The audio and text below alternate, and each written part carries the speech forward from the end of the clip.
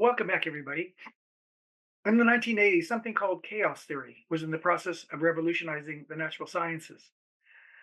Now, the theme of part-whole relations had been a central feature of anthropological theorizing from the earliest days, and part-whole personhood fitted right into that.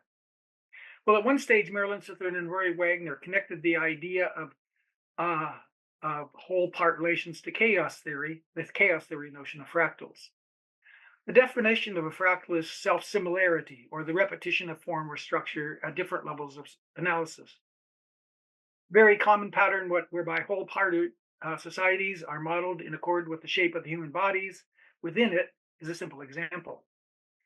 I guess after Fred Damon, a colleague at the University of Virginia, he read quadripartite structures, he approached me with a proposal that he and I organize a session devoted to chaos theory at the 1992 meetings of the AAA.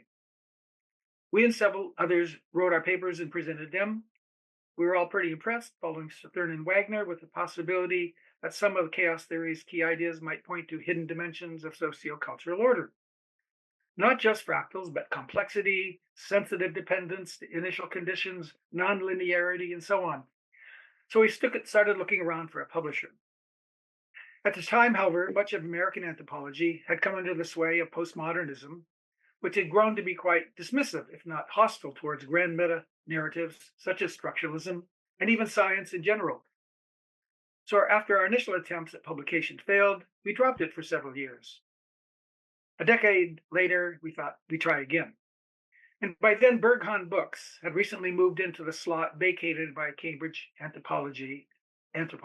Cambridge University Anthropology. Marianne Berghahn, the editor, accepted our application for publication. So our co-edited volume, On the Order of Chaos, appeared in 2005. The task of writing an introduction was again assigned to me. When I dug in, first of all, to identify the differences between chaos theory and conventional sciences like physics, chemistry, and biology, I was surprised to discover that much of the long-standing theoretical thinking in British and French anthropology, including structuralism, actually fitted quite well with certain key chaos ideas. But unlike other social sciences, anthropology hadn't really got onto the chaos theory bandwagon at the time, except for certain strands of archaeology. I figured that it was because reading about chaos, the anthropologists intuitively sensed that those ideas were not at all new or unfamiliar to them. The theories they could see or intuit that they were reading were not all that new to them. So that became the overarching theme I developed in the introduction.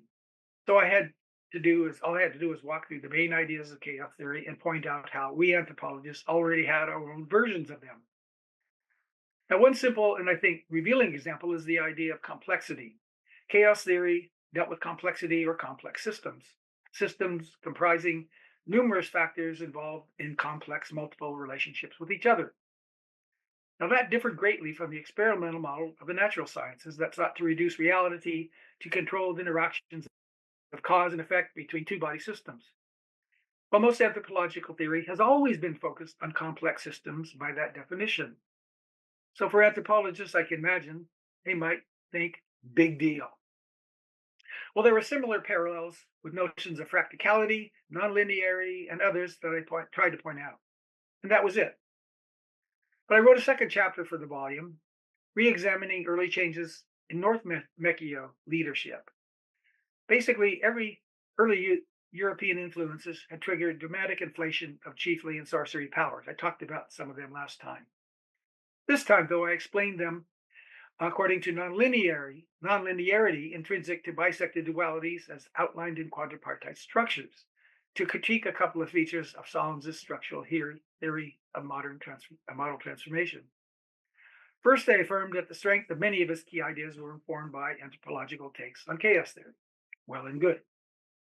Second, his treatments of early changes to Polynesian polities focused on the contradictions between established cultures as constituted and the facts of their novel colonial presence. Well and good also. But I didn't think he adequately considered that logical contradictions, or what I took to be non-linearities, that are sometimes structured within indigenous systems might themselves shape and change in certain directions the social order, but not in others. So I demonstrated that those early transformations of fourfold North Mekio chiefly hierarchy, that they were strongly shaped by that contradictory non-linear assignment of seniority and juniority in chiefs and sorcerers' status and roles. I argued further that the patterning of the historical changes I was describing could be seen as implicating Lévi-Strauss's canonical formula of myth all over again. So several of the other contributors to the volume, including Damon, my co-editor, picked up on Lévi-Strauss's formula too, to illuminate chaos processes in their data, sometimes other aspects of chaos. So I've mentioned a few times already in this series, the Trobriand ethnography written up by Malinowski has always attracted me when I've been dealing with Mekio. So eventually I started a project there myself.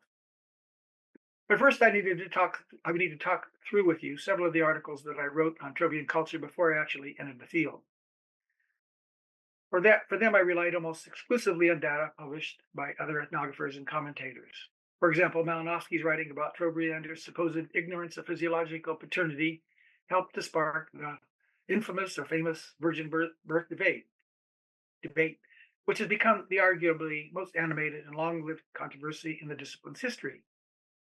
In two late 1990s articles, Virgin Birth and Sex, Procreation, and Menstruation, I argued contra Malinowski that Tama fathers were not Tomakawa strangers to their children, but actually close relatives. In complement to that, maternal blood and spirit the children received from their mothers was balanced by the feeding and form that they received from their fathers, their appearance. So, Trobriand ideas of procreation had their own counterparts in Mekio conception and deconception. Now, those two societies, Mekio and Trobriands, have long been recognized as probably the most highly hierarchical societies in Melanesia, but it was unclear how to distinguish the differences between them and big man leadership. So in 1995, I wrote an article, Rethinking Trobriand Chieftainship, where I argued that Trobriand leaders and chiefs were metaphorical fathers to their communities, the opposite of Malinowski's claim that chiefs were glorified brothers-in-law to their clan and village followings. Like fathers but not uncles, chiefs and leaders were responsible for the feeding and forming and the shaping of their communities on the ground. Now that was a radical proposition. It meant that hierarchical Trobriand society was critically structured not only by matrilineal descent alone, but also by patrilateral relations. Now, over the 1990s, the new Melanesian ethnography, as it was called, inspired by Marilyn Strathern's Gender of the Gift, was gaining interest among Melanesianists and ethnographers and theorists elsewhere. Excuse me. Until then, Annette Weiner was recognized as the leading feminist authority on Melanesian gender, and her tour de force, on Trobriand gender, not only challenged Strathern's, but Strathern's use of reciprocity gift exchange theory challenged Weiner's theory based in wealth accumulation. So Weiner responded with a volume called Inalienable Possession, the paradox of keeping while giving. And she targeted Strathern and gift exchange theory and partability theory for her criticism. Now, I was concerned partly because Weiner's approach to exchange was being accepted by theorists I respected, including Godelier and my own supervisor, Gudeman. At the book's outset, Weiner remarked that her theory was experimental, and it required her to revise her earlier ethnographies. Well, in my 2000-year paper, Inalienable Ethnography, I showed how her earlier ethnographic descriptions, if taken seriously, challenged her new theory. Most importantly, I showed that her emphasis upon wealth possession ultimately rooted was ultimately rooted in Western presuppositions of individualist personhood and the subject-object dichotomy. Those ideas were contrary to the ethos of tribal personhood underlying Strathersen's view of Trobriand and my own as well. Well, in late 1999, I took a year sabbatical at the ANU to pursue new lines of research. Uh, at the time, I stayed back to Canberra at the Research School of Pacific Studies, and the chairmanship of that job came up for advertising, and I offered full-time research, relatively light administrative duties, freedom from undergraduate teaching, collegial staff, opportunities for training graduate students, and so on, at a leading institution in my field. Well, I applied, and I was successful, a dream come true. Well, not exactly. Cassie and I had never thought we would leave New Zealand. We had become citizens. And just after I took up the job, the Australian government began to curtail the block funding for research that the ANU had uniquely enjoyed since its founding. Thereafter, the research school staff have been obliged to secure research funding externally. Now, I was fortunate in gaining support from overseas to continue annual field trips to North Mechia, at least initially. With Benner funds in 2004, I launched a study comparing North Mechio chieftainship and change with those of Roro and Trobriands. And I framed that study around the NME, New Melanesian Ethnography model of personhood. I selected those three societies because they are closely related in terms of culture, language, and social organization, but they also have significant differences. So in 2005, I spent 3 months at Waima, Roro, where I had originally planned to conduct my PhD research. Then in 2006, I put in 4 months at Omaraka, a village in northern Carawina, Trobriands. After that, I was forced to make a choice, where to continue with fieldwork, Roro or Trobriands, and I decided on Trobriands. Waima was interesting with a long history of two competing missions, but otherwise, Roro seemed a little different from North Mechio. And with all the education those people had received over generations, most Waima adults had migrated away for urban employment. Those left behind were mostly retired grandparents and grandchildren. Many Trobrianders had also migrated to the mainland, but practically all villages were still fully functioning communities. And virtually upon my arrival, I learned of an absolutely critical element of Trobriand culture that had been overlooked by all previous investigators, including Malinowski. And discovery of it was pretty much what shaped all of my thinking and research since then.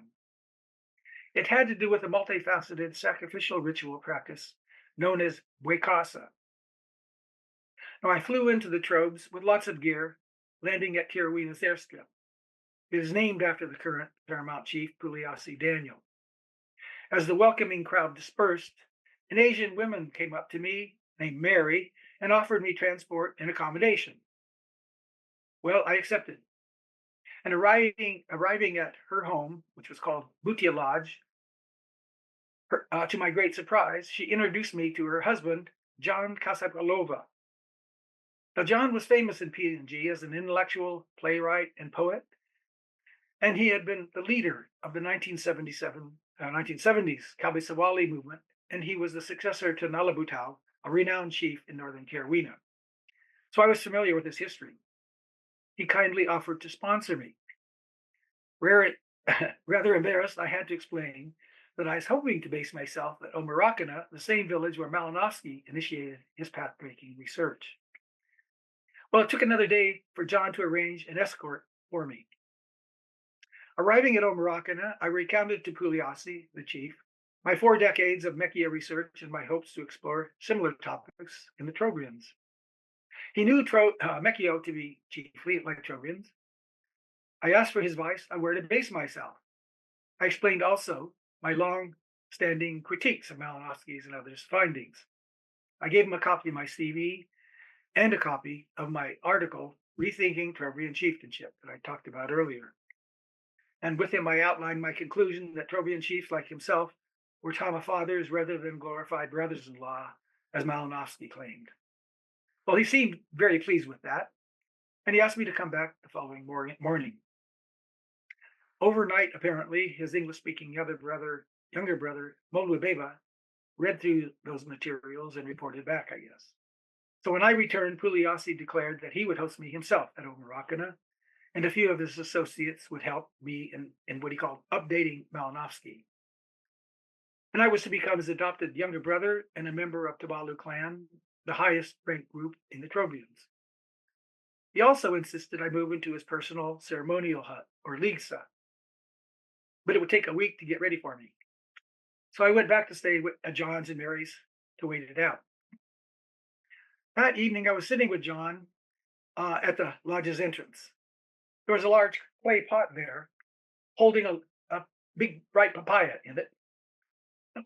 I said, offhandedly asked John, "Oh, what's that for?" He explained it was a customary practice to offer some food to his deceased Paloma ancestors before giving it to a friend or relative. After eating the food's spiritual essence, the spirits leave bits of their watery bubalua saluva smeared on the food, and the food is then given away to be eaten by their family. Afterwards, they're obliged to reciprocate with a similarly treated meal in the same bowl. I later learned that without undergoing the Buecasa treatment, the main food staples like yams, coconut, fish, and so on were basically inert, incapable of sustaining human life. They had to be first spiritually blessed. And it was only through Buecasa offerings that spirits received the spiritual substances of the shadows of the food for sustaining their spirit lives too. John said he and his kin performed Buecasa like that regularly for their meals. Well, while I was with John that evening, sitting there, a 30-year-old or so Australian man who for months had been driving a small passenger bus around the island pulled in. He sat in the chair next to the offering pot, and soon he set about informing me, the newcomer, of his views of Trobrianders as basically uncivilized people. In the middle of his commentary, he casually extended his cigarette over to, drop the ashes into that bowl holding the papaya. I'll never forget the exchanges John and I, the glimpses we exchanged at that moment. So once I did move into Omarokana, into the chief's house, that became my obsession, trying to figure out what was going on with Buecasa, how it was used in so many other contexts. Well, each type of Buecasa is essential to one or another component of the life and well-being of both people and spirits. It turned out Malinowski was familiar with the outward details of Buecasa, which he termed buwalua, or for saliva. But he staunchly maintained that the ancestors of the dead residing in the spirit world of Tuma had little influence on human affairs. Now, the Trobriands had become famous in anthropology largely because they illustrated the basic mechanisms of gift exchange in pre-modern societies, largely from Moses' write-up. But if that was true, that the yet to be explained, Buecasa was an important ingredient in gift reciprocities between people, then the extant anthropological literature of the Trobriands was seriously incomplete and required thorough revision. Fortunately, with my earlier reinterpretations of numerous Trobriand institutions, I was already on the way. Now, my Omarokana collaborators and I devoted the next dozen or so of my annual visits to investigating Buecasa's ubiquity in the culture. The most important revelation for me was that Buecasa and classical theories about sacrifice were based in notions of individuality and the transactability of the parts of persons. So that's what we investigated elsewhere in the culture. With Buecasa, the essential elements of exchange are the invisible Kwekabu images or shadows of food, saliva, blood, semen, magical spells, and all products of human labor. For Trobrianders, those things are regarded as animated and detachable components of living persons and spirit persons, not inert things at all. Thus, Buecasa became a perfect topic for extending my Saturnian interest beyond the human to the gender to the human and spiritual. It took many forms.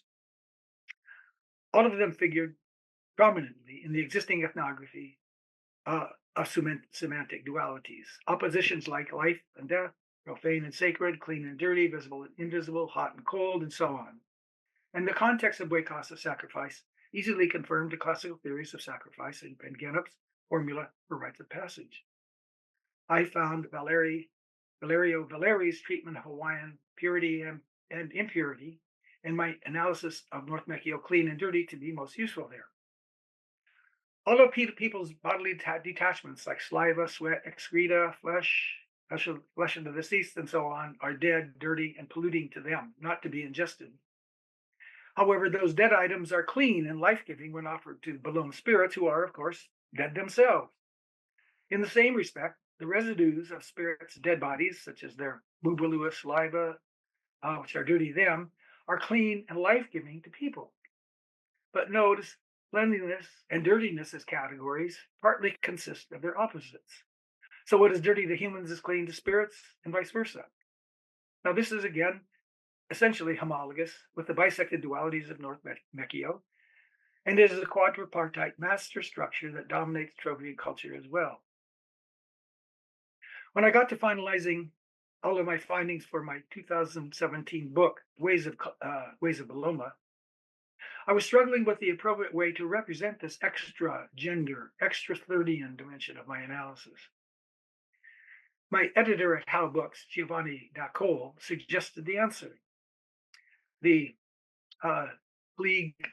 colleague of Durkheim, Julian Lévi-Bruhl's concept of participation. Now, Lévi-Bruhl is close to the Durkheimian school and familiar with their thinking.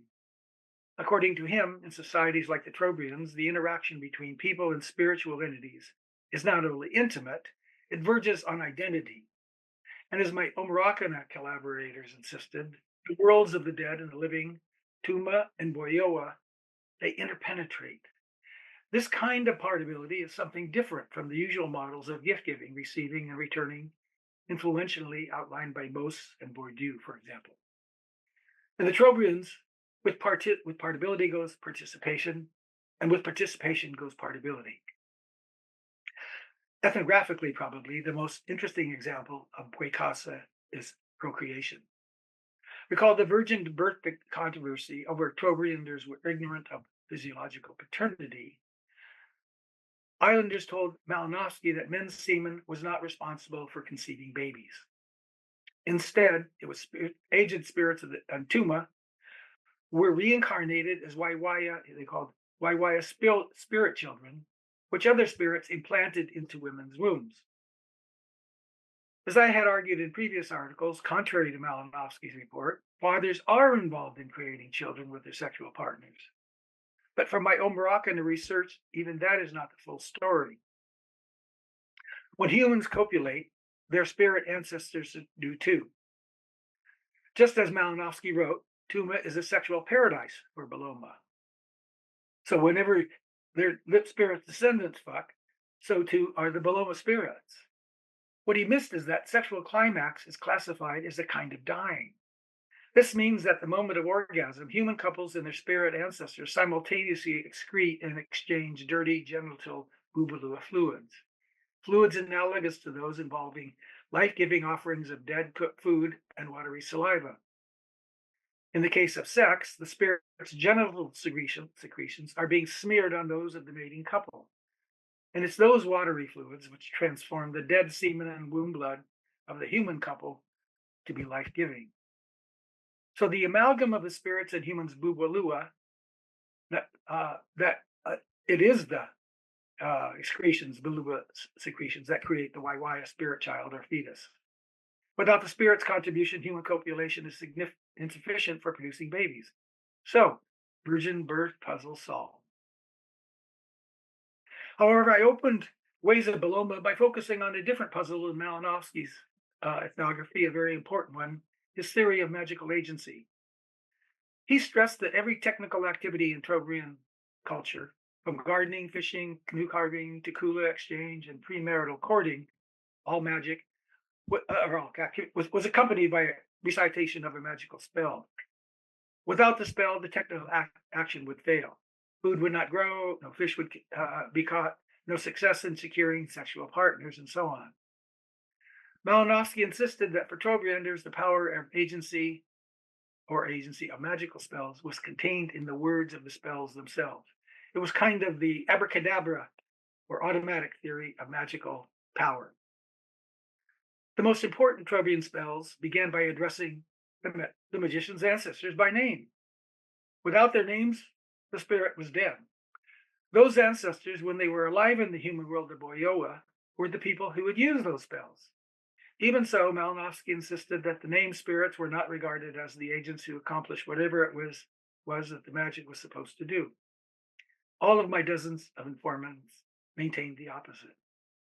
But also I learned that magical performance is seen as a type of Wekasa and thus analogous to procreation. Listen to this. The oral cavity is seen to resemble women's wombs. They have analogous parts, which I won't go into. When a magician pronounces a magical spell, it's like giving birth to a child. The spell is his child. And normally, the memorized words of a spell are disconnected, flowing around amorphously in the blood of his body or her body.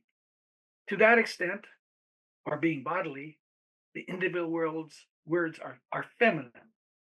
But in the course of vocalizing the spell, the words gather in the magician's throat and become formed or arranged into sentences of the spell.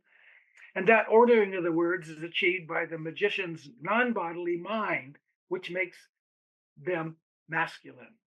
So the forming of disconnected words and images into the spell's proper order parallels the creative contributions of women and men to the Warwaya fetus, as described earlier. But insofar as the magician's body and mind are embodiments of his or her spirit ancestors, whenever he thinks or recites the spell, his ancestors are doing the same. And as with copulation, it is the magical kekabu images or shadows of ancestral spirits, persons contained in the body and mind that give the words and spells their special magical powers. Interesting, the word for thought is soapy, which is also the word for water. Saliva. Water flows like through the mind like water does.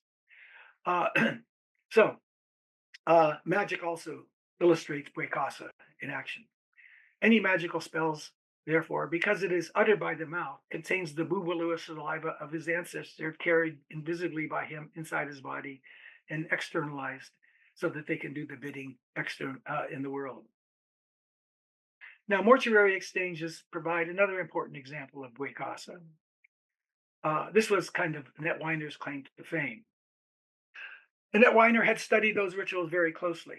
She claimed that women's exchanges of banana leaf wealth between the deceased clan and the clans of the deceased spouse and father served to mend and perpetuate the connections that were threatened by the deceased passing. But she did not know that the banana wealth being exchanged between people is understood to be simultaneously offered sacrificially to ancestral spirits as a Wekasa.